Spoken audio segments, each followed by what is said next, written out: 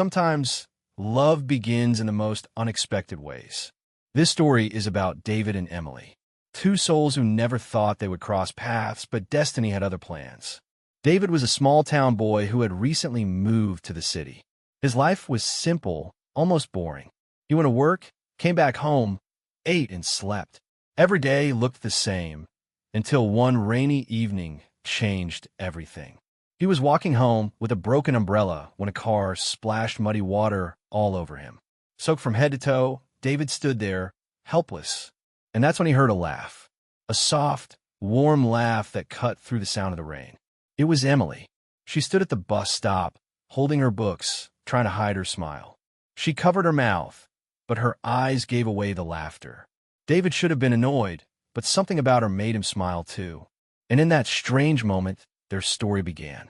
A few days later, fate worked its magic again. David walked into a coffee shop near his office, and there she was, standing at the counter, ordering her drink. Their eyes met. David couldn't resist teasing her. "You again? Are you following me?" Emily laughed. "Maybe you're the one following me."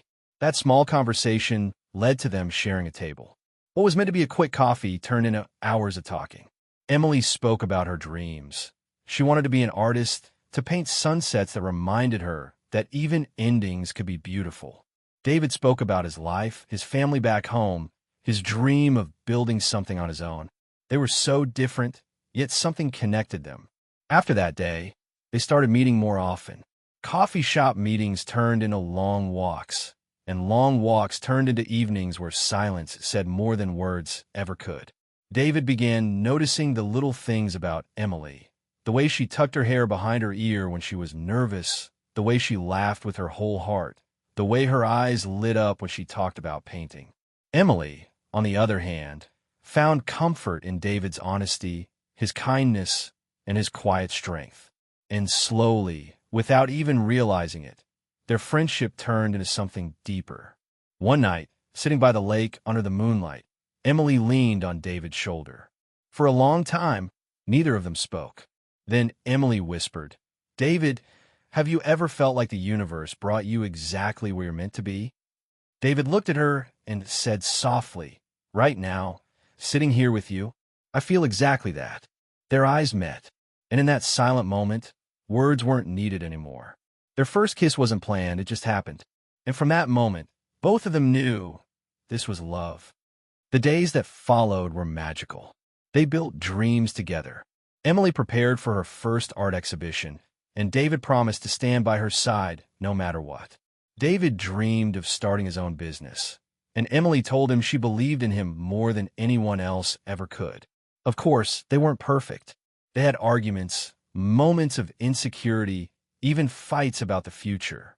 But every fight ended the same way, with apologies, with laughter, with whispered promises of never letting go. For a while, it seemed nothing could break them apart.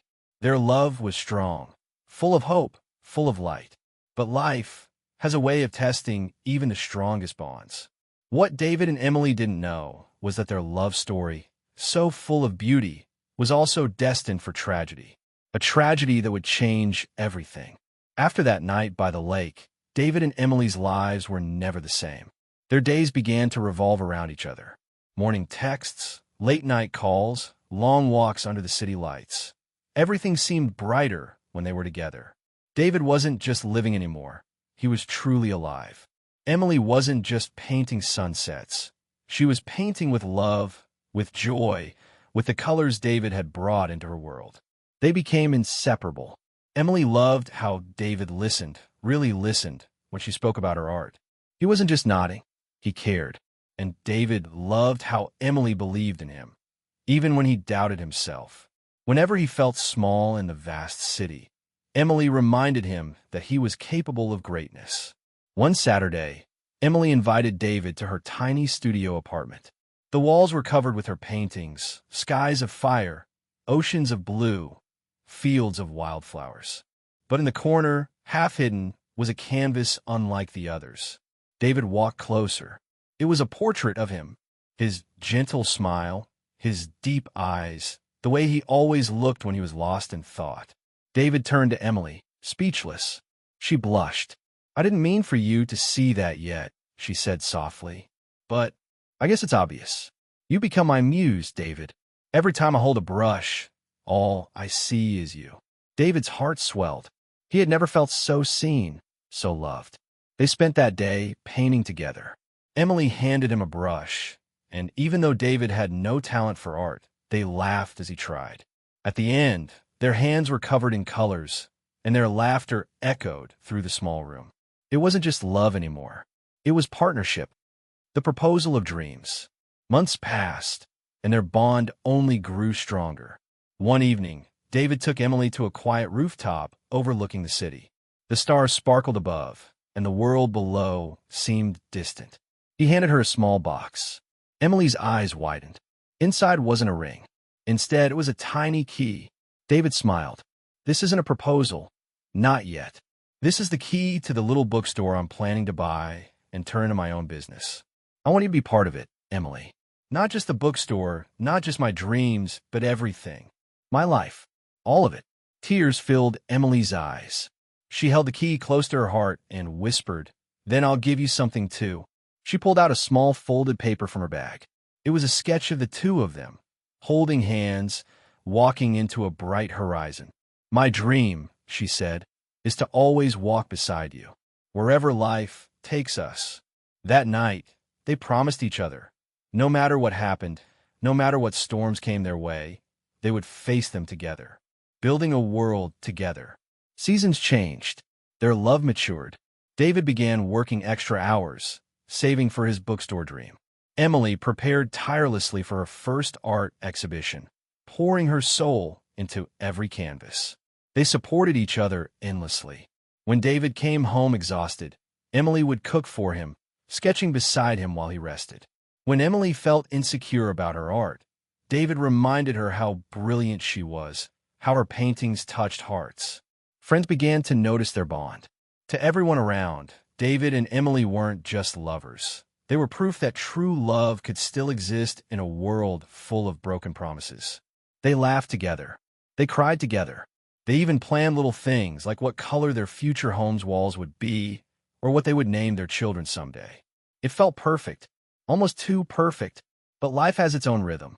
And often, just when you think happiness is here to stay, fate arrives with a twist.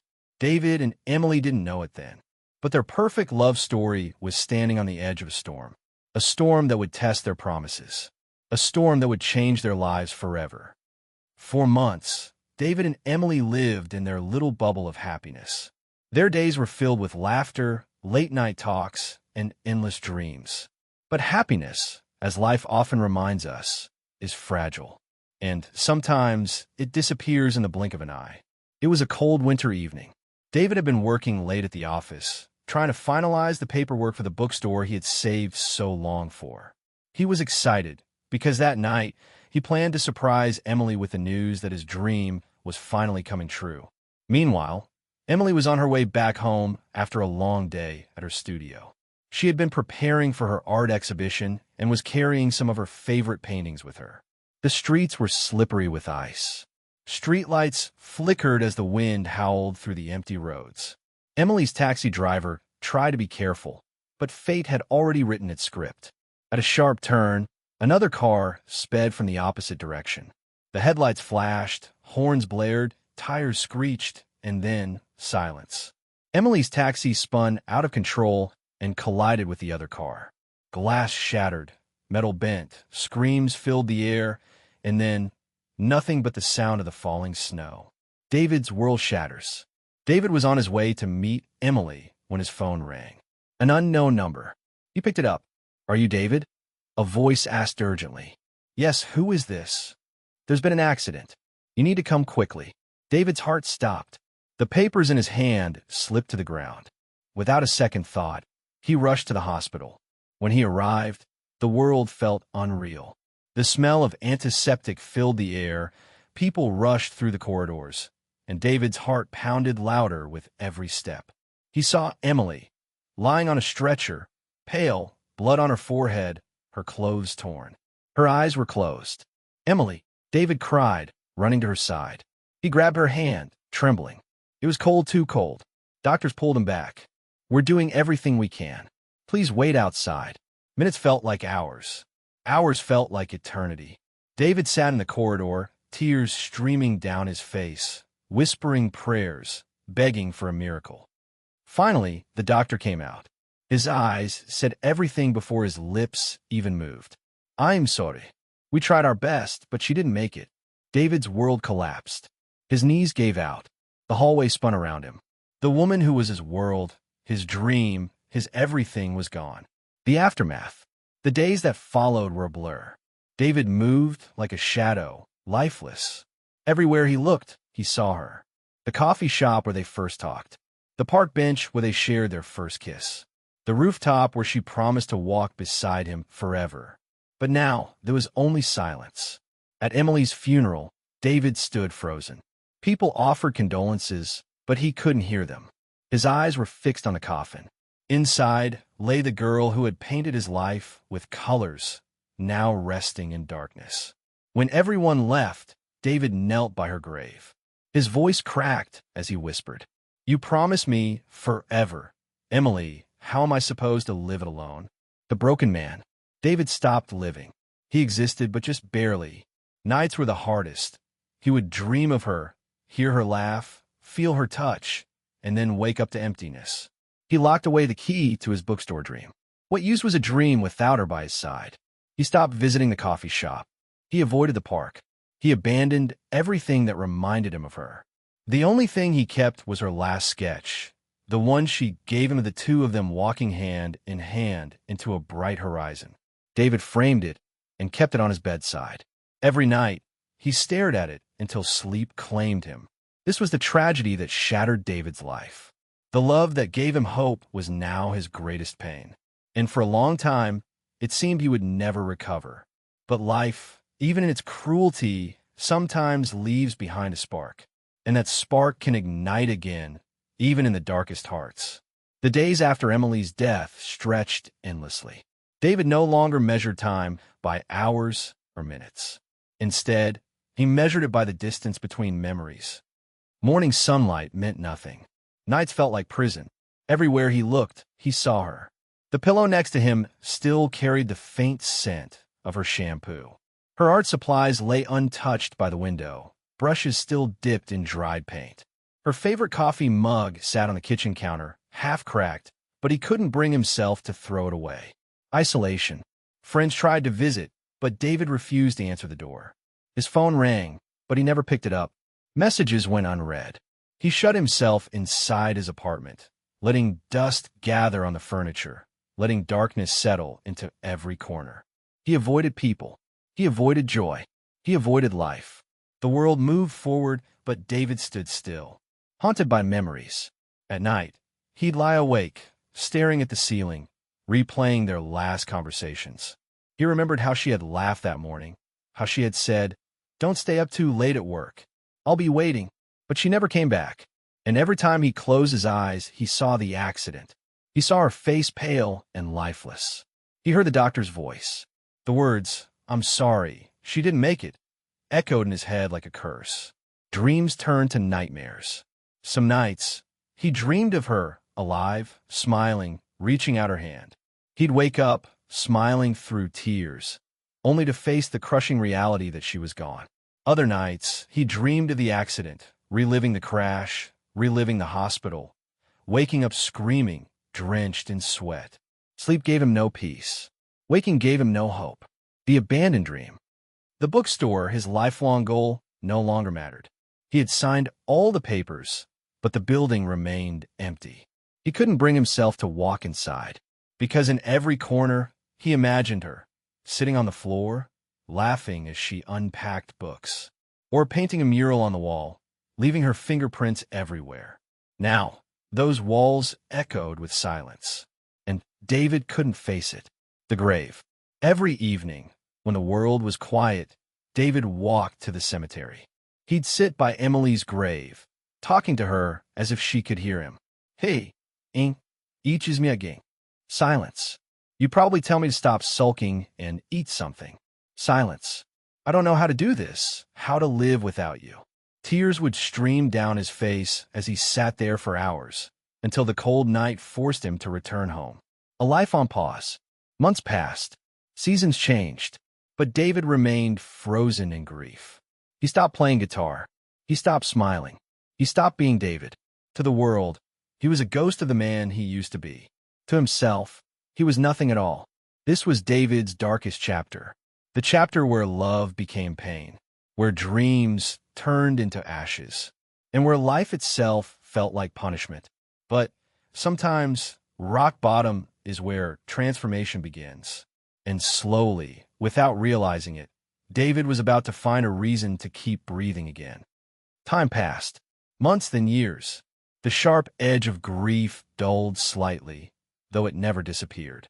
David still thought of Emily every day, but slowly he began to realize that she had left him more than just memories. She had left him a purpose. He remembered the promises they made, the dreams they had shared, and he remembered her last words. "Live for both of us, David. Don't stop living." Those words were a lifeline. Rediscovering life. It started small. First, he went back to the coffee shop where they had met. He didn't go for a drink. He went for the memory, to feel her presence one more time.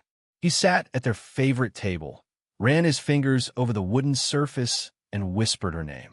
Then, slowly, he began to engage with the world again. He started walking in the park, breathing in the air, noticing the little things she loved, the way the sunlight filtered through the trees, the smell of wet earth after rain, the songs of birds in the morning. Every small step forward felt like a victory. Building her legacy, David realized that grief wasn't just about sorrow. It could also be a source of action. He remembered Emily's love for art. He remembered her desire to bring beauty into the world. So he started a small foundation in her name. It supported young artists who couldn't afford education or supplies. It funded art exhibitions, painting workshops, and creative projects. David traveled to schools, art studios, and galleries, telling Emily's story. He spoke of love, passion, and the pain of loss, and how art could heal. Through her memory, he was making a difference. Through her love, he was finding his own strength. The bookstore dream revisited. Years later, David finally returned to his dream, the bookstore they had talked about together. He purchased it, just as he had once planned. But now, it was more than a business. It was a sanctuary. Every corner of the bookstore carried Emily's touch. Her sketches lined the walls.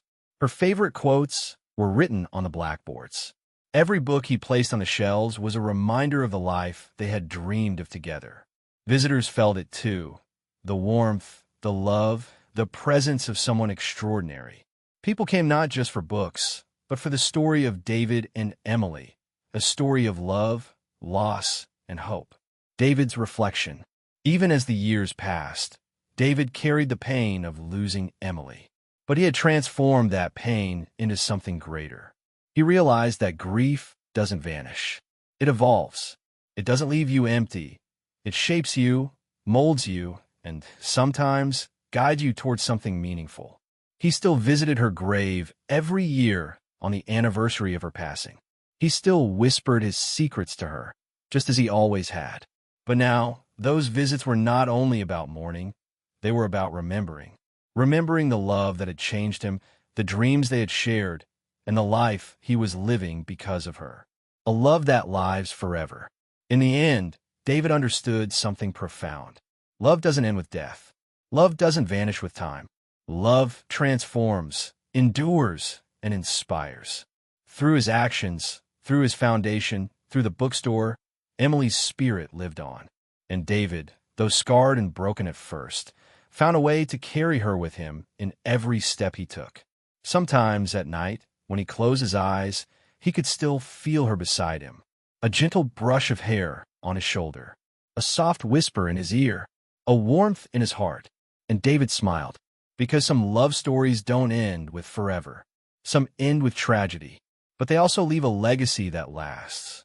A love that no one can take away. And that was his gift. This is the story of David and Emily. A story of love that blossomed. A story of love that endured tragedy. And a story of a love that became eternal.